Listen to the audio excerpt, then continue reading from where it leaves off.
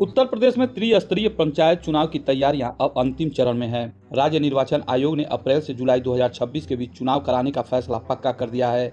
आयोग का कहना है कि चुनाव तय समय पर ही होंगे। इसके लिए सभी जिलाधिकारियों को तैयार रहने के निर्देश दिए जा चुके हैं। राज्य निर्वाचन आयुक्त राज प्रताप सिंह ने 4 नवंबर को पूरे प्रदेश के जिलाधिकारियों के साथ वीडियो कॉन्फ्रेंसिंग कर चुनावी तैयारियों की समीक्षा की। उन्होंने साफ कहा कि पंचायत चुनाव में किसी भी तरह की देरी बर्दाश्त नहीं की जाएगी। जिलाधिकारियों को मतदाता सूची की शुद्धता पर खास ध्यान देने के निर्देश दिए गए हैं। डुप्लीकेट नाम हटाने और नए पात्र मतदाताओं को नाम जोड़ने की प्रक्रिया तेजी से पूरी करने को कहा गया है। पिछले पंचायत चुनाव 2021 में हुए थे, जब कोरोना की दूसरी लहर अपने चरम पर थी। उस समय 15 से 29 अप्रैल के बीच 4 चरणों में मतदान कराया गया था, लेकिन महामारी के कारण कई मतदान कर्मियों की जान चली गई थी, जिसके चलते ब्लॉक प्रमुख और जिला पंचायत अध्यक्ष के चुनाव टाल दिए गए थे। इन्हें बाद में जुलाई 2021 में संपन्न कराया गया था। इस बार आयोग ने पहले से ही तैयारियां शुरू कर दी हैं। बैलेट पेपर बनवाने की प्रक्रिया जारी है। बताया जा रहा है कि करीब 75 करोड़ से अधिक बैलेट पेपर छपने हैं। ये विशेष प्रकार के पेपर पर तैयार किए जाएंगे, जो 2 से 3 रंगों में होंगे और सुरक्षा की दृष्टि से अलग पहचान रखते हैं। चुनाव के साथ साथ खर्च की सीमा और उम्मीदवारों के लिए जमानत राशि में भी बदलाव किया गया है। राज्य निर्वाचन आयोग ने इस बार चुनाव खर्च की सीमा को दोगुना तक बढ़ा दिया है।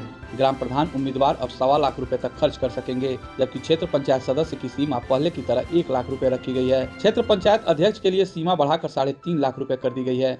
जिला पंचायत सदस्य के चुनाव में अब 2.5 लाख रुपए तक खर्च किए जा सकेंगे, जबकि पहले यह सीमा 1.5 लाख रुपए तक थी। और जिला पंचायत अध्यक्ष के लिए चुनाव व्यय सीमा 7 लाख रुपए कर दी गई है, जो पहले 4 लाख रुपए थी। हालांकि जानकारों का कहना है कि यह सिर्फ कागजों पर तय सीमा है। असल में चुनाव में खर्च का हिसाब कुछ और ही होता है। बताया जाता है कि जिला पंचायत अध्यक्ष के चुनाव में उम्मीदवार 10 से 15 करोड़ रुपए तक झोंक देते हैं। सदस्यों के समर्थन के लिए पैसे और प्रभाव का खुला इस्तेमाल होता है।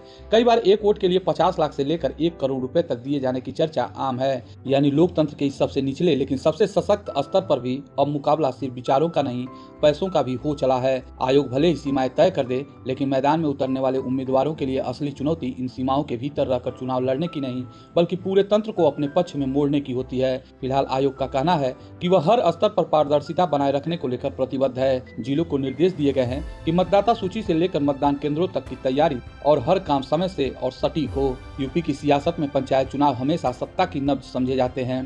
गांव की गलियों से उठने वाली यह हवा कई बार लखनऊ की कुर्सी तक पर असर डाल जाती है। आने वाले महीनों में यह देखना दिलचस्प होगा कि लोकतंत्र के इस बड़े उत्सव में असली विजेता कौन बनता है, जनता की मर्जी या फिर पैसों की ताकत।